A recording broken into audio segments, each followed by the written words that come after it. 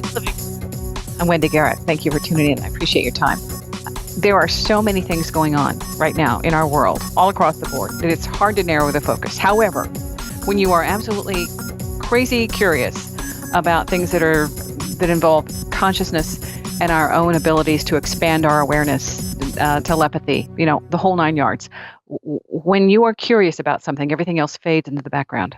And I've always been curious from the first time I heard Ingo Swann on Art Bell years ago about what abilities we have that we have not yet really fully explored or tapped into. And his legacy is that there's a wonderful cache of information, content, volumes, stuff in a vault. Kind of like, the end of the film when you see Raiders of the Lost Ark and it's stored somewhere in that big Smithsonian complex. Ingo Swann, picture that at the library. I don't know if it's the library now. Okay, well, we'll have Blynne Olivieri, who's in charge of all of this. Tell me exactly what it is. Now, the background is Blynne is the caretaker. She's the overseer. She's the head person, if you want to find out about Ingo's stuff, to contact. Okay, Blynne, now you explain it better than me. Thank you so much, Wendy, for having me on your show. Sure. Yeah. So my name is Blynne Olivieri, and I'm head of special collections at the University of West Georgia in this tiny town of Carrollton, which is west of Atlanta, about an hour. And we have these massive parapsychology collections, including really, I think, on par as being a national holder of parapsychology collections and probably the largest in the United States for sure. When you have that collection, yes. I was going to say, who all's in it? We have the papers and book collection of Bill Roll, William G. Roll, who was a frequent guest on Unsolved Mysteries. And part of his research focused on poltergeists. We have a massive collection of about 1,600 volumes of rare parapsychology books called the Hooks Books Collection. We have some materials from the Psychical Research Foundation. We have Ingo Swann's papers, Stanley Krippner's papers, and more are coming. And so our parapsychology collections encompass not only rare printed materials, but also these original papers that were coming out of organizations and individuals. Now, Stanley Krippner, I've got an interview with him coming up. I've read his stuff for years. He's done a fabulous amount of research. The one I'm talking to him about coming up will be Rolling Thunder. And again, that's something I have been curious about. I grew up in an area in Topeka, Kansas, where the Menningers were operating at one point, doing all sorts of research with people who had incredible paranormal abilities and studied. And Ingo Swann went there at one point and was in, I guess, the copper room, which, if you're familiar with that, it enhances that PSI ability. And from what I heard when I interviewed Sandra Martin, his literary agent, she said that it really expanded his abilities so much so that it became really, it interfered with his life. Did you hear anything about this at all? I don't know that story. And I think as we talk about, sort of natural skills, inherent gifts versus how do you develop, how do you learn and train? I think that will come out in our conversation, because that was sort of a question about very much on Ingo's mind of, and he really devoted his whole career in effect to it, is can someone learn remote viewing? Can you learn it? Or are psychic abilities inherent? It's just a natural gift. You can't augment them, or you could augment them. But that line between gift and developed, trained ability, I think is really interesting. Part of it, and I do want to mention that I've got the book that at one point I understood that some of his materials would be available free at no cost online, and there was a way to access them. And at that point, this was available, the entire book, Penetration. So I immediately downloaded it and read some of the stuff that you're talking about in terms of what his philosophy toward ESP and telepathy is, it's great. We have it, but the problem is it on demand, and a lot of the military applications that they would like to use it for, which he got into and spent several years being a part of that program, the CIA Psychic Spies program. They were trying to see how much of this could be done on demand, and he said that's where it got really sticky, because there were other factors involved that created a complication, and you crossed wires basically. But that's what I think is fascinating with the content, the archives that you have, that in his writings and his papers, there's a lot of work that he wanted people to have access to. Absolutely. And so, Wendy, I think what you were referencing was the website Superpowers of the Human Biomind. And that website, and that had nothing to do with us here at the University of West Georgia, but at some point that was is no longer a viable website, and there is a separate website for Ingo Swann, which is ingoswann.com. And so we do have the entire corpus of Ingo's published writings, and of course manuscripts, as well as extensive files on all aspects of Ingo's life. There's so much. Ingo was such a reflective, contemplative person that in his papers, you can see him constantly grappling with questions. And I think that is enormously appealing about Ingo, is that he was curious and he was kind. And so people would write to him. We have extensive correspondence files, and that people would write to him, talking about, out-of-body experiences or something unusual that they experienced, or even trying to connect with him in some other way. He would write back these very kind letters. People would send him, unsolicited manuscripts, and Ingo would read them and respond in depth. That's fabulous, because that, when, as I mentioned that as we were starting, when you have this insatiable curiosity about this kind of content, and you finally get a working mind, somebody who is considered an authority, and to get their attention and to have them respond, that doesn't always happen. Sometimes it's like, it goes into the slush pile of thousands of other inquiries that they just, they're overwhelmed. It sounds like he took the time to make a connection and to, in some way, shape, or form, mentor. Exactly. And I think that Ingo felt his own sort of support network pretty keenly. When he started out and kind of investigating sort of the boundaries of his skills, he had just a huge social circle with Zelda Suppley and Dr. Gertrude Schmeidler. And he eventually, hooked up with Russell Targ and Dr. Putoff, and Ingo's network of social interconnections just was huge. Now, when you have all these archives and files, and you mentioned several, individuals, what is your focus? Do you fill in the blanks? Do you make sure everything's updated? I'm looking at the website, and it's been updated since I was on there last, maybe a couple months ago. Mm-hmm. So right. It looks like it's interactive, and I really appreciate that, because it's like, oh my gosh, there's more information. Yay! So is that you? Well, yes, that's us. So we have about 121 boxes of Ingo's papers. And so that's a pretty good size collection. And just to give you a marker, we also have very huge political collections here, including the papers of U.S. Congresspeople. And so Newt Gingrich's papers, for example, are 3,441 boxes.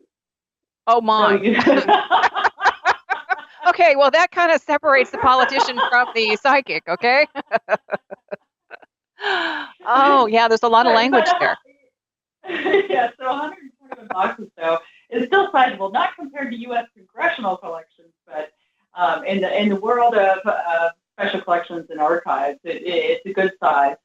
Um, and yeah, I mean, I think one of the things that's so telling about Ingo's papers is that they came to us very meticulously arranged.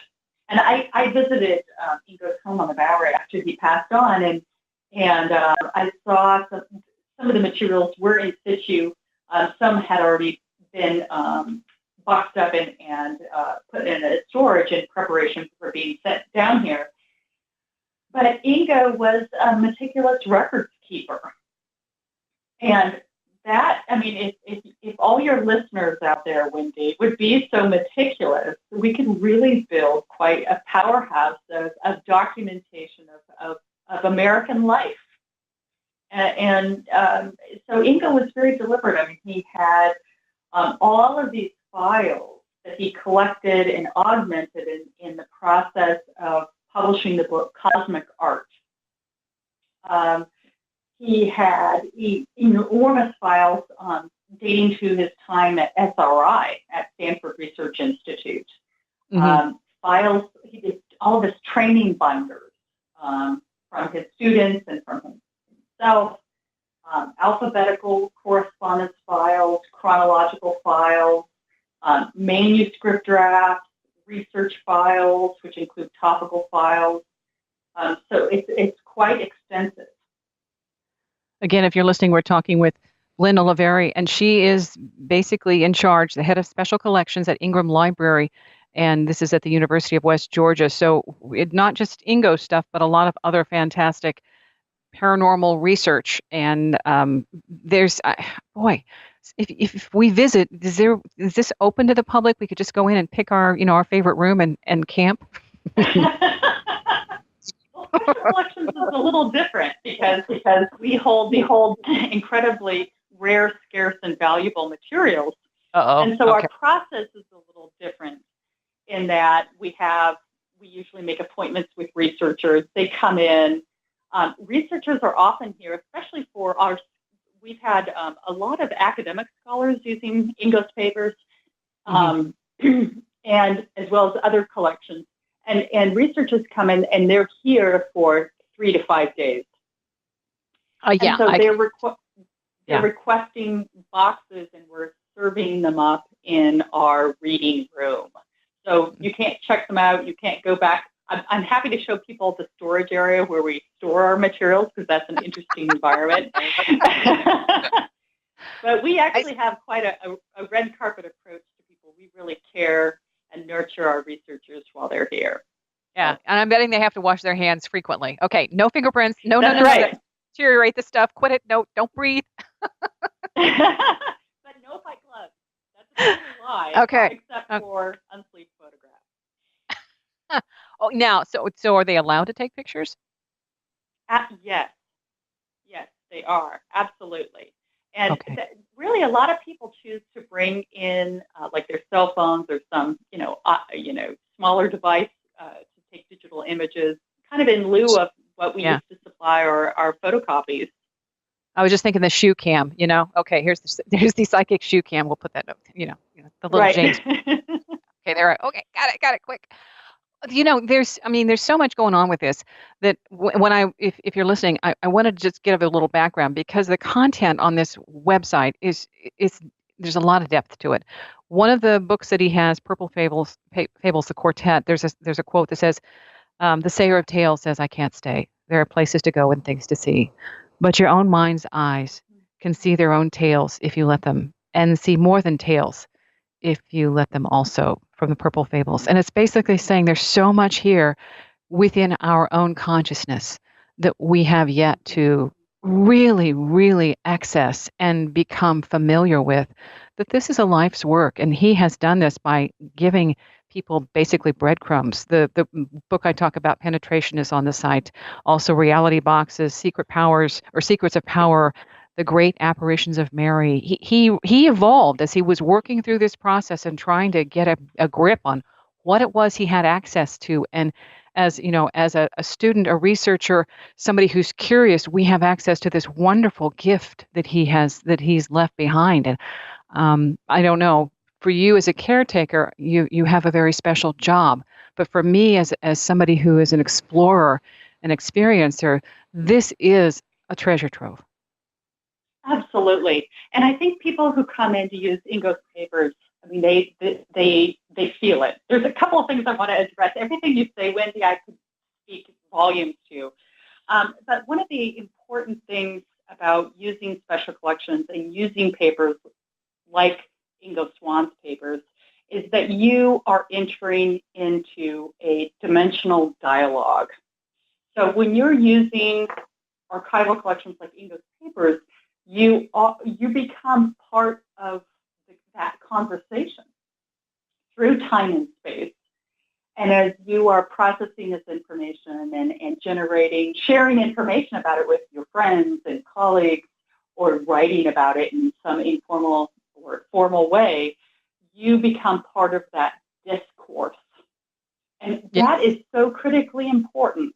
And it is dimensional in special collections, especially because you have the sensorial sort of experience of these original artifacts that were in Ingo's possession that he created.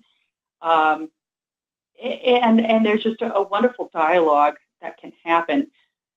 I want to step back and talk about, I guess, what Ingo's papers have sort of meant to me. Oh, yes. If you'll allow me, Wendy. Absolutely. Because I think one of the things that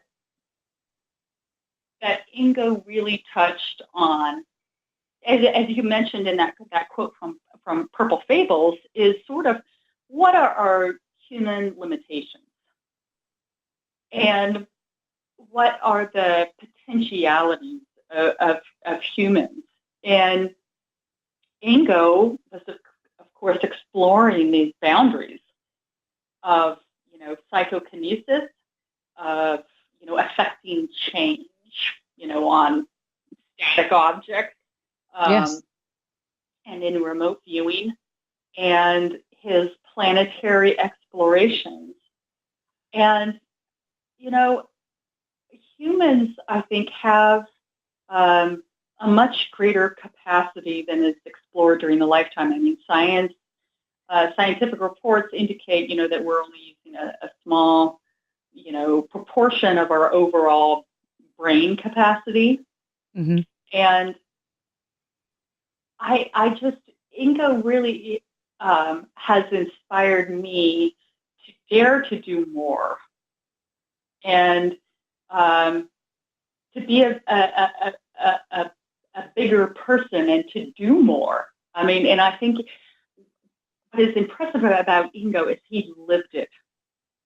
He was such an accomplished, productive artist and writer and remote viewer and friend and family member.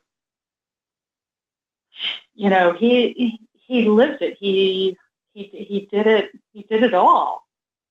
I mean, I think he was a highly successful person in that he kept pushing at the boundaries of what he could do and what he believed humans were capable of.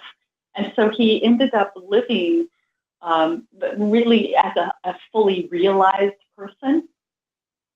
And that is incredibly inspirational. I think part of it, when when I hear you talking about that, for you just, getting a research collection, it has to be like a kid in a candy store when something new comes in. Oh, yes, it is. Absolutely. Absolutely. It's just, well, I mean, for part of our collections, the person is deceased. So, people throw words out there like legacy of the person, blah, blah, blah. And that seems very static to me because it really is sort of a continual dialogue with that spirit of that person. And so for me, working in special collections, I mean, I don't talk about this too often or too broadly, Wendy. Yeah. It is sort of like being in a dialogue with the dead, right? Yes. I mean, and some of the people who donate to special collections, their papers, they're living people.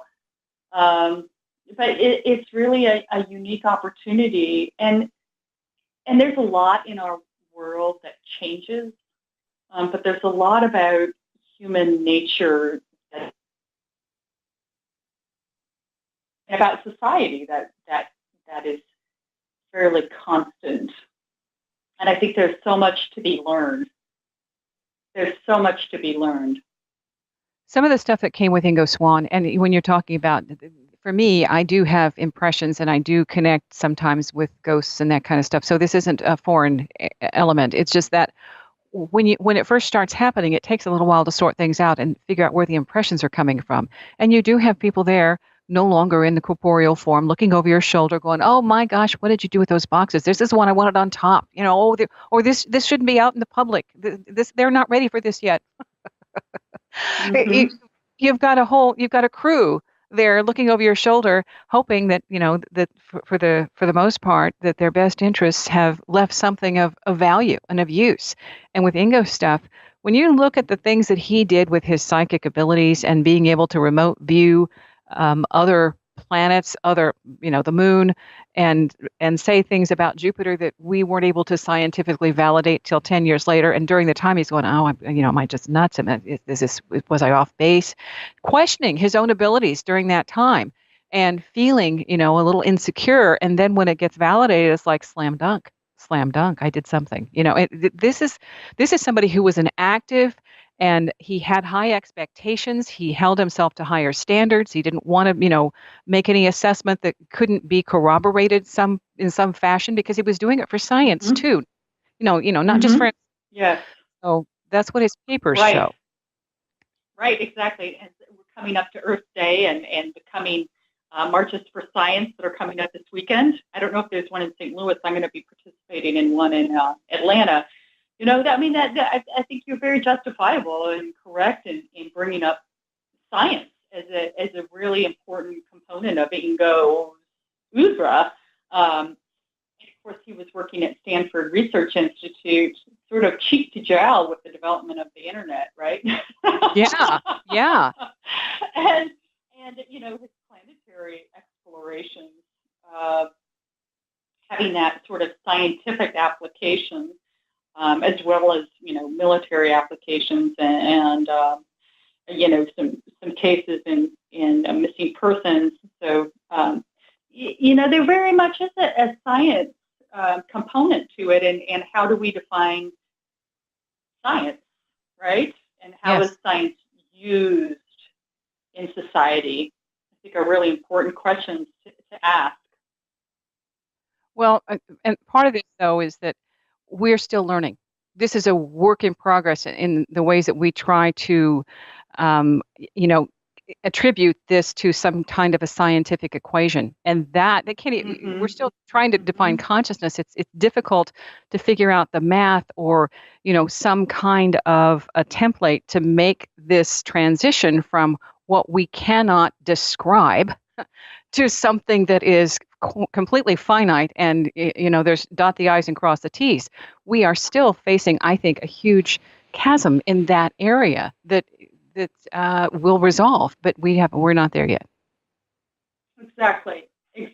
And there's so much that we don't know about the human brain, and we talk about training versus innate gifts.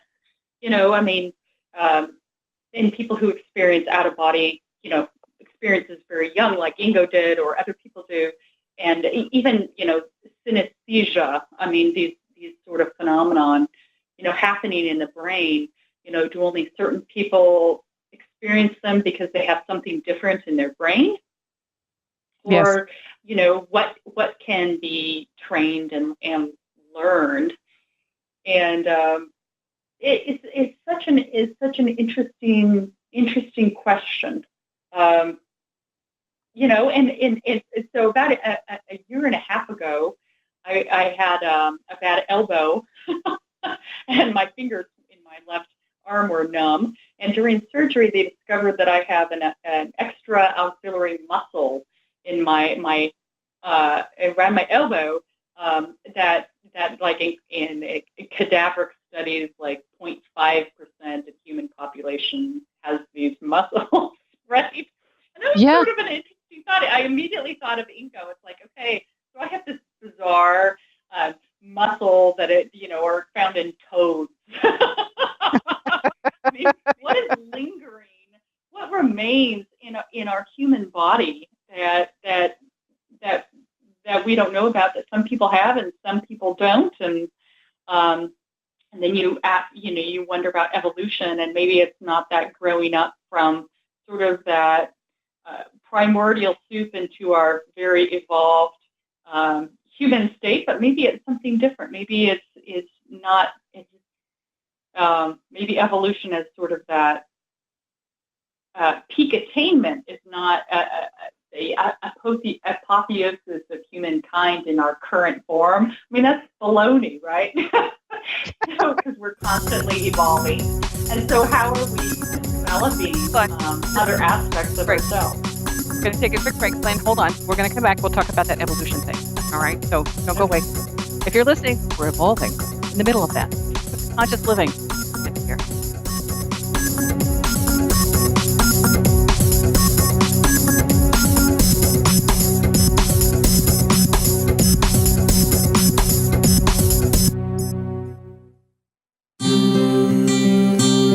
Hi, this is Maria Menounos coming to you with some urgent news impacting families across America.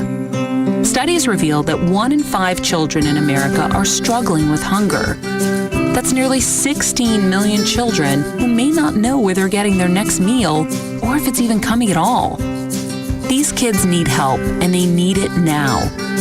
But the good news is there's more than enough healthy food in this country to ensure that no one ever goes hungry again. And that's where the Feeding America nationwide network of food banks steps into the picture. They're out there every day collecting surplus food and helping to get it to children and families facing hunger. But they can't do it alone.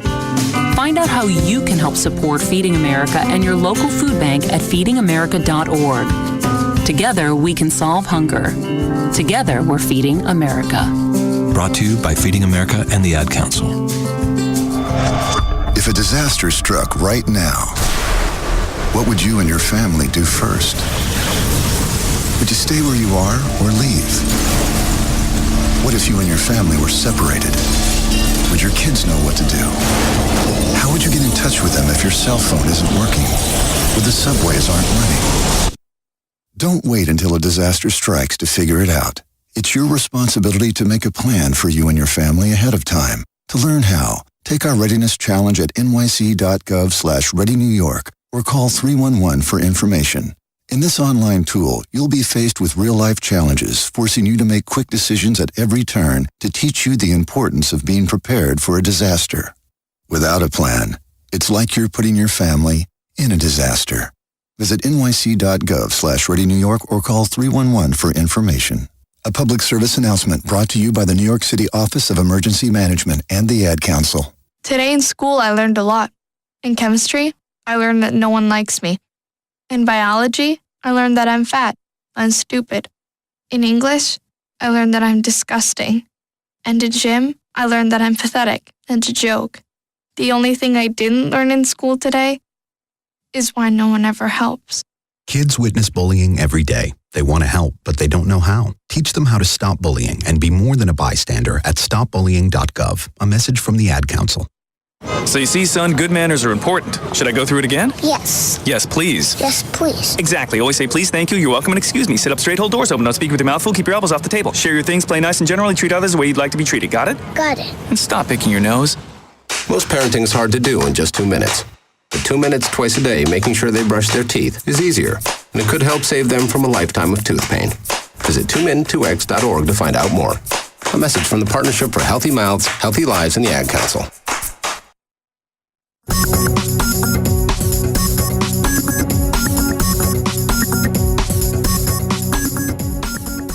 Conscious Living.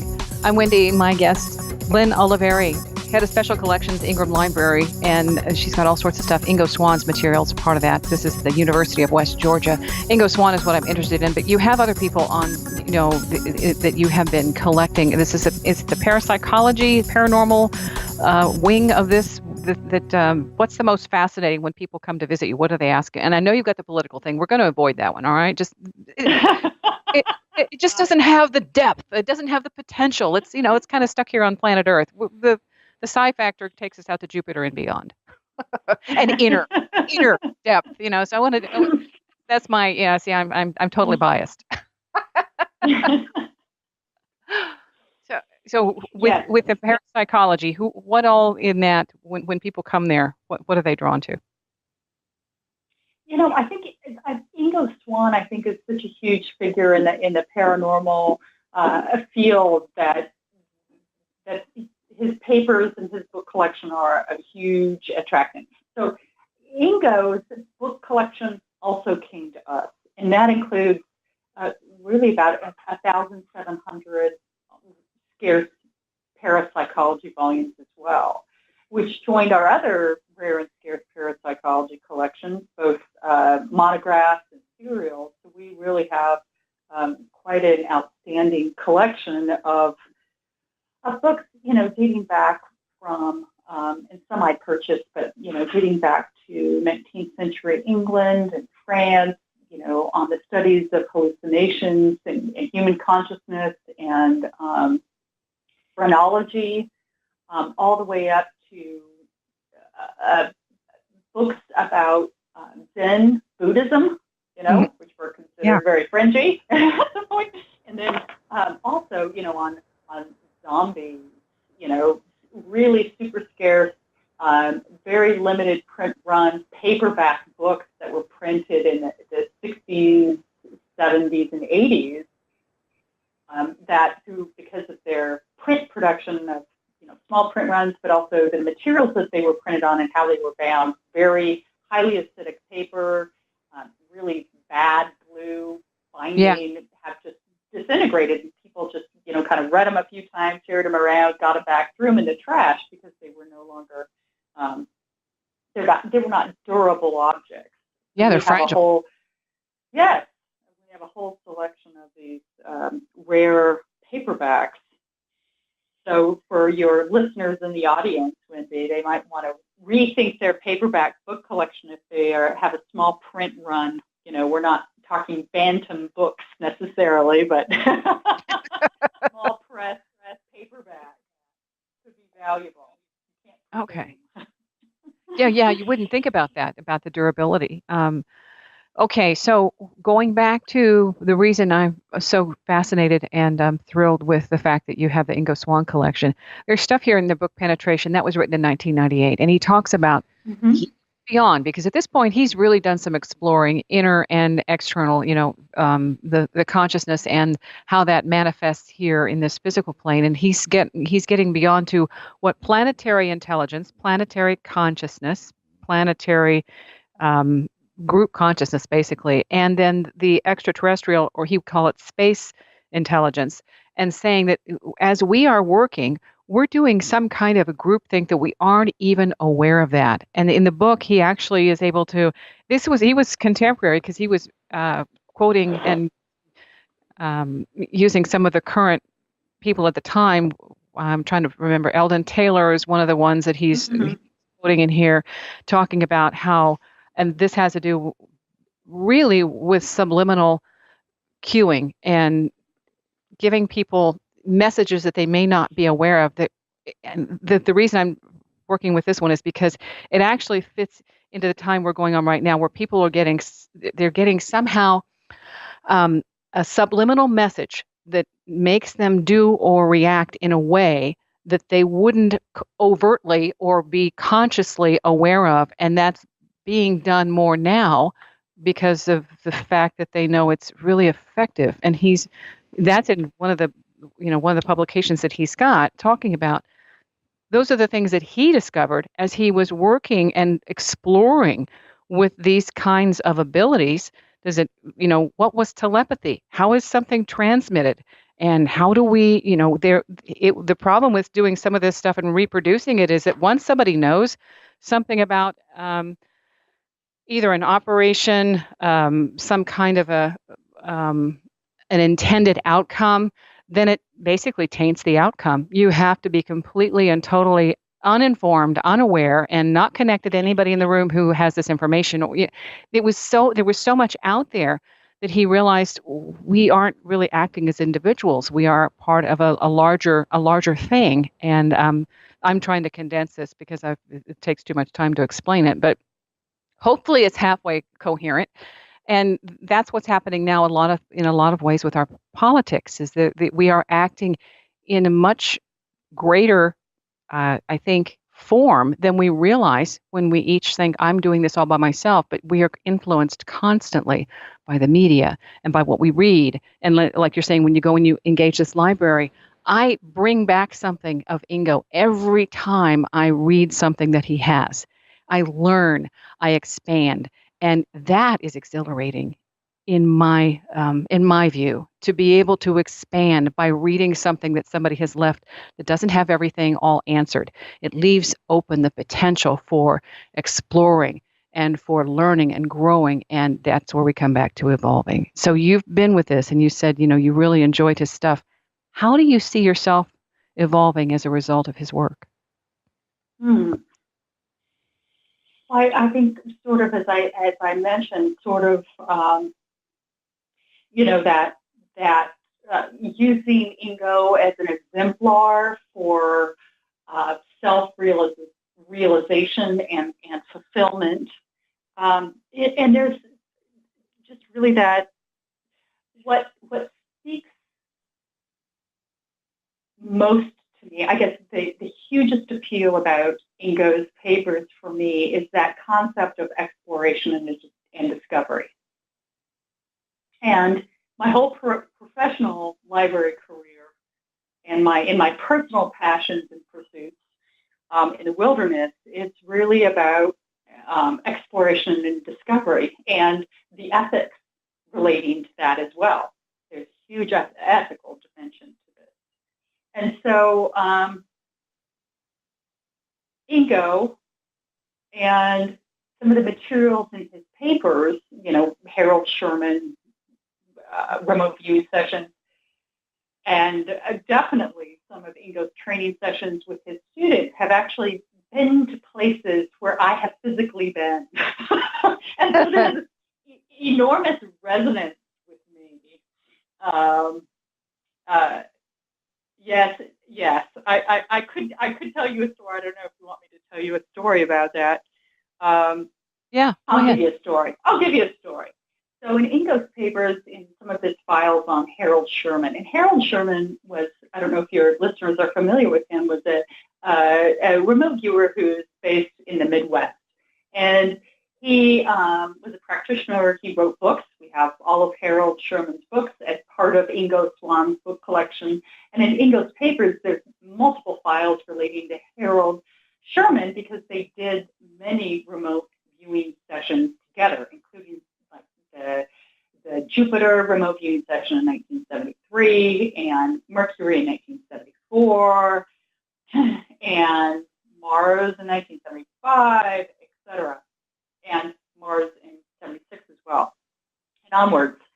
So Harold, in one of these files for Harold Sherman, it documents a remote viewing case that Harold Sherman worked on in Washington State, where I spent a big part of my adult time. And it was a case relating to a small private airplane disappearance. And on the airplane was a really prominent Pacific Northwesterner called Wing Luke. They were traveling across the state, across the Cascade Mountains, plane disappears. And so Harold was contacted by a family member to do a remote viewing to see if this plane could be located. And Harold, this is interesting if you think about the process of how people work. So Harold asked for a personal item of Wing Luke. And it happens that this family member, Wing Luke had given him a pair of shoes to him. So he sent Harold Sherman one of the shoes, and Harold used that as sort of this touchstone to remote view into this site. Yeah. And Sherman, in fact, did locate the location of the aircraft, which was in a very unusual sort of spot in that the plane was crossing the Cascades, and I don't recall the exact details if it was engine failure or why this plane failed, but then the fuselage was behind a rock overledge just outside of Index, Washington, an area that I've climbed in. And so that was just so fascinating to read about how Harold worked in that particular case, to think about how remote viewing has these multiple applications, including, sort of its finding of missing persons and solving, mysteries, and just that connection, because I knew of Wing Luke, and there's now a Wing Luke museum in Washington State, and I've been to that area myself, and it was like, what? I know all about this. But from a totally different side, from having read newspaper accounts of this accident and the death of Wing Luke. And I knew it from a whole different side in a whole different part of my life. And then here I am in Carrollton, Georgia, and boom, here this information is from a completely different perspective, from Harold Sherman's investigation and location of this aircraft. I just thought it was mind-blowing to me. Yes. It's really fascinating. Well, I want to touch yeah, go ahead, Wendy. No, that's fine. I was just going to say the shoe thing. That was a really a novel way of getting something that might resonate, because you're looking for, in a non-physical fashion, something that has that same essence, and giving him something that might be familiar in that tone, that there are really few words, frequency, that element. It would help him to kind of identify, okay, here's a similar essence, and this is what, I'm like, oh my gosh, this is a different way of accessing information. And he gave you a template by saying, in that case, he needed the shoe, and the shoe made sense. And so, that just learning from what you described, like, oh wow, that's a really cool way to do it, to approach it. Okay, now were going to. Yeah, there's so many methodologies, and that's what's really fascinating. You can see in Ingo's papers, the methodologies, and in the book collection. I mean, any practitioner of remote viewing can tell you that there's 100 different ways to do it. Basically, what are do you need some kind of touchstone, or do you not? Do you need a physical thing, or do you need some sort of mental cue? What's your environment like that can get you into this remote viewing headspace? Yes. It's really fascinating, that whole methodological point of view. What I'm really interested in what you said, Wendy, as well, is sort of that group think and group consciousness, and sort of that ecological dialogue that you also mentioned. Mm-hmm. And one of the reasons that really the parapsychology program here, so we have a very fascinating psychology department, which has its roots in humanistic psychology, which looks at the dimensions of human experience and humans as an animal that needs love and reinforcement and nurturing, that has broader connections aside from just looking at solely the pathos of being a human being, so a more holistic view of humans. And so one of the roots of humanistic psychology is sort of that ecological connection between humans and our environment. And this is one of these connecting pieces for both our academic program and our psychology collections here, which also includes this huge humanistic psychology collection. So that's one of these connecting links, is sort of that ecological dialogue. And one of the graduate students who works for me, who's worked on Ingo's papers for 2 years, named Sally Hildreth, her research area is, in fact, this ecological dialogue. And she's not only looking at particularly the field of astrology as sort of a predictive tool, but astrology as a way of a human connecting with our universe soul dialogue. And Okay. that is something that what I have found, and Sally is just an incredible person. You'll hear her name many times in the future, I'm sure. But one of the things that I've really learned from her and from Ingo is really that, how narrow our sights are as a human. And when we think about place, and place is one of these major drivers of Ingo's remote viewing work, right? So he was using longitude and latitude, to remote view into places, right? Yes. On our Yes. Earth's surface. And then he had to change that device to get out to space because longitude and latitude wouldn't work out there. Yeah. but that there is an expansive view of a sense of place that includes our entire universe as infinite, and that as humans, because of our limitations, we sort of put these boundaries, these geographic sort of boundaries on what we can understand, on our own planetary surface, like we're looking horizontally, we're looking down. And then, and then even looking up into the stars that, we can recognize constellations, we can recognize, our local planets, but that as humans, that's sort of our boundary. That's what we know. If we think of the universe, we think of Mars, we think of Neptune, and we think about the sun,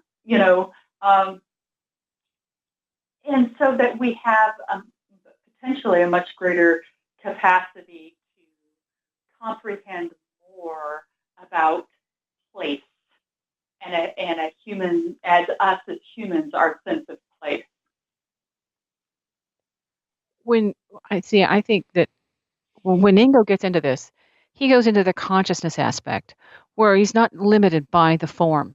He's out of his body a lot of the time, and he's connecting, organically on some level with everything in his space.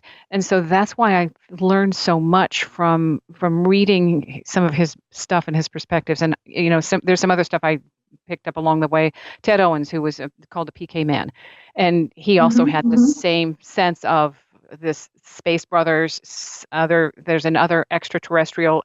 And those are the language we're talking. We don't really know if they're physical or if it's another dimensional element, but it's something with another form of consciousness that we can connect to. And as we do that, whether it's through out-of-body experiences, whether it's through a higher heightened sense of consciousness, through meditation, there is that sense of real, and that we get information we did not in this form have access to. And it's mind-boggling when these things are beginning to become more in our society, acceptable to be talked about, and more tangible in forms of getting some kind of proof that, yes, I did experience this, and the near-death experiencers are bringing that into the equation. But Ingo was there first in many ways. That's why he's called, the grandfather of remote viewing, or I don't think it's the godfather. Anyway, he gives people some kind of basis for this expanded awareness and says, it's natural. It's natural. It's a part of us. Does that make sense? Mm-hmm. Yeah, right. Exactly. And this loops right back to sort of that group consciousness, that there is perhaps a level of consciousness that's external to us that I don't know where it rests, right? Yeah. In some sort of universal group consciousness that can be tapped into. And Wendy, when you were talking earlier about subliminal messages, and we know the history of subliminal messages, like in marketing per se. But what it seemed to me is that you were kind of suggesting perhaps that like for-profit companies or nefarious forces of one sort or another could potentially introduce or inject manipulative things into this group consciousness. Yes. Is that what you were suggesting? Yes, it's an imprint. It's a way of doing it, and it's very surreptitious. It doesn't have to be obvious. It's just a mention of a trigger word or a mention of a suggestion, and that's what it is. It's a suggestion, and it's extremely effective, in my opinion. So yes, that's what I was kind of alluding to, that things are happening below the surface, and if you're not really comfortable with your own perspective on things, then it's easy to get caught up in a group think that may take you in a different direction. That's how I view it. Is you can get caught up in that crowd, that herd mentality, that going along and not even knowing that you have been influenced because you didn't have a predisposition toward a certain kind of thought or belief system, and so you become vulnerable to whichever way the wind's blowing. Does that make sense? Yeah, and one thing it makes me think that there might be levels of group consciousness, and Yes. I think that Yes. maybe the highest level of group consciousness would be some sort of om, some level of Yeah. They're just not into this. connectedness. Yeah. It's just this isn't. It's like, okay, yeah, right. You guys are you're too wordy. Yeah, that just kind of rules out the non-essential. Okay, home, we're good. Exactly, We're good with that. Exactly. And I'm not there yet. Okay, I'm working on. I love those moments. I have those moments, but then this other stuff comes. It's just too fascinating. The drama is just, it's seductive. And so here we are talking about Ingo Swann, and that's what I think that a lot of us are here doing, exploring and enjoying the potentials and the opportunities we have to get out of this little tiny mindset and into a bigger sense of connection to a greater reality. That's the way I put it anyway. Yes. Okay. Go ahead, Wendy. In the meantime, so when we're going to come visit you. Yes, please do. What room do we start with first? What collection? I know we focus on Ingo, but do you have a favorite place to go explore? And well, if you come here to the University of West Georgia's Ingram Library for a special collections, we just have one reading room where we serve materials up, and it's really it's the researchers who drive the engine here of what are they interested in, and that sort of sets the parameters for what we bring out to start, and then they can say, oh, but this is leading me in another direction. I'd like to see this whole set of materials, and we'll bring them on out. So our role here is to collect, preserve, facilitate public access to these materials, and that's what we do. Now, are each of your collections on different websites? Because I know ingoswann.com is the one. This is where all of his stuff is housed. Okay. And that's not associated with us at all. So the website for us is really one of the key things is that you can is the finding aid to Ingo's papers, which is like a guide to the box contents of Ingo's papers, and it has a lot of other information there. Okay. What's the website? Okay. So, and I'm just locked out of my computer right now. But if you put in quotation marks in a search engine, Ingo Swann papers, you will come up with it. Okay, I'm doing that right now. Yep. And it's kind of a long URL, but if you put in a search engine, Ingo Swann papers in quotation marks, you will find our finding aid. It's uwg.galileo.usg.edu. Yeah, it's a long one. That's correct. Yep, that's correct. But I got it. Okay. So this is where you've got, this is, my, I've just discovered a whole new world. Goodness gracious. Yes, this is, okay. Wow, darn, we have to have another interview. Okay, these are all the people, my. Yes, okay, there's the Zen stuff. I'm just, do you have Madame Blavatsky in there? I'm just curious. Oh, you can find tons of stuff.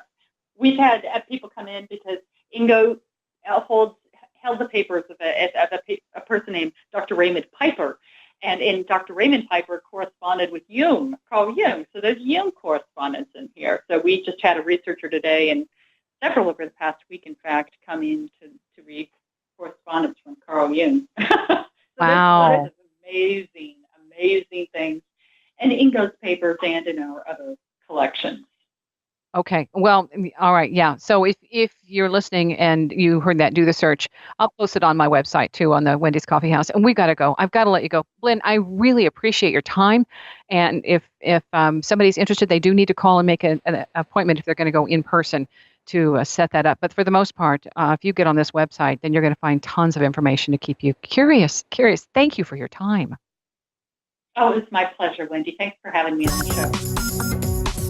And as I said, I'll go ahead and post a link on the Wendy's Coffee House site and as much as we can about this with Swann. It's fascinating, and it just keeps you exploring and expanding and evolving. Thank you. I appreciate your time. Think the best thoughts. See ya.